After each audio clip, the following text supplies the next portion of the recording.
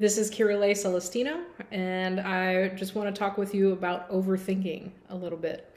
I had someone ask me, what should someone do if they're plagued by overthinking? This is difficult to answer when you try to think about things in perspective of different points of view.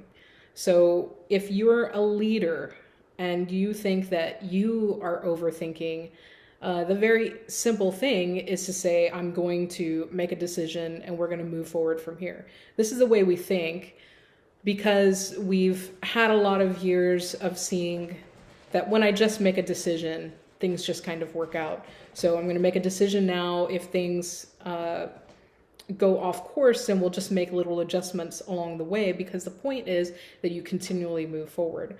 However, if you're working with an employee who is overthinking, there are several things to keep in mind. My mind starts branching off into different directions. So if I start to pause, one of the things that I was thinking about is a term I like to use of skill or will. People either are not doing what I expect them to do because one, either they're not skilled to do it, or two, they're willfully not doing it. One is worse than the other. But in each circumstance, you have decisions to make. So let's just put a pin in that, and we'll come back to that at a later time. But when you're working with an employee who's overthinking, one of the things you really want to ask yourself is how much they care about the project, the department, the organization. Because if they care, that goes a long way. If your employee cares and they're overthinking, you may want to educate them on what the goals of leadership are, what the goals of certain points in time are, because if there's a near time goal that you need them to get over a hurdle, but then you've got 3 months where you're in a waiting stage for someone else to do something, then they can take that extra time to run an interest down because you know they're in the best interest of the organization.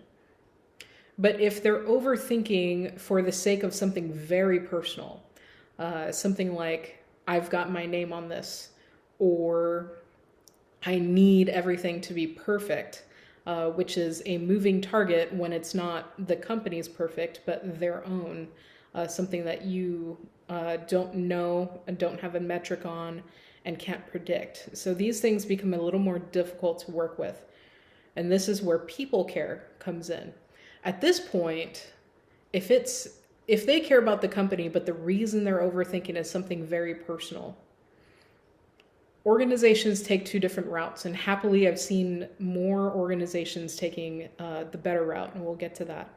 The easy button is organizations start to just fire people and say, to use the word of traction, and I'm not bashing the book, I'm just using a term that people use. You're not in the right seat, or you're not the right face for this position, and we're letting you go, and thank you so much, but bye.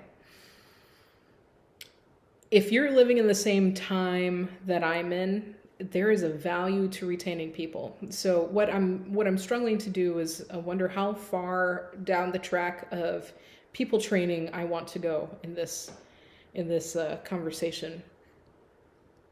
Because a lot of times we want to help the people that work for us or work alongside of us or work in other departments, but we know them on a business socially level. So we have some level of care for them, but we can't devote a ton of time to them because it starts to look like I'm being your coach or I'm being your big brother, but we're in the workplace and we each have our separate deadlines.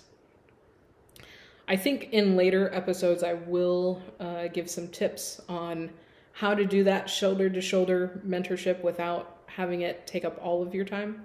I've been in 8-hour conversations at work before, and it just breaks my brain because I usually have a long list of things I'm looking to get done.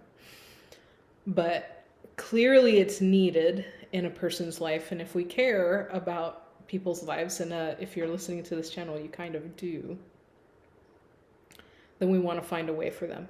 But for the sake of this conversation, I think I would find a way to point out to them that their motivations may not be exactly what the organization is asking for.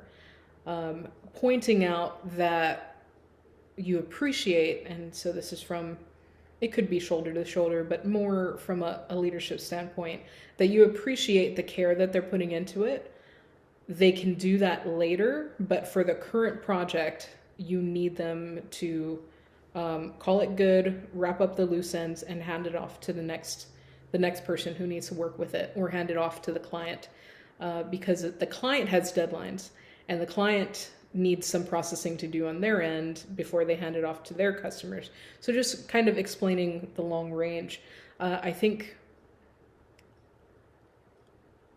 don't do this too much, but perhaps ask them whether they might be on the autism spectrum, because many times that very deep-seated interest could be from that. It could be from a number of other things, which we don't have time to talk about.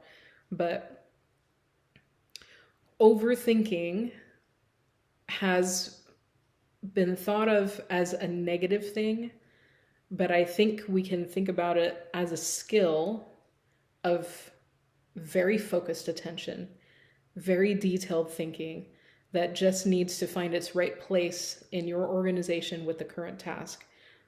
Not trying to discipline it out of the person. I think that would be a wrong move for the long term, but redirecting the tempo, the speed, the level of attention, what enough is.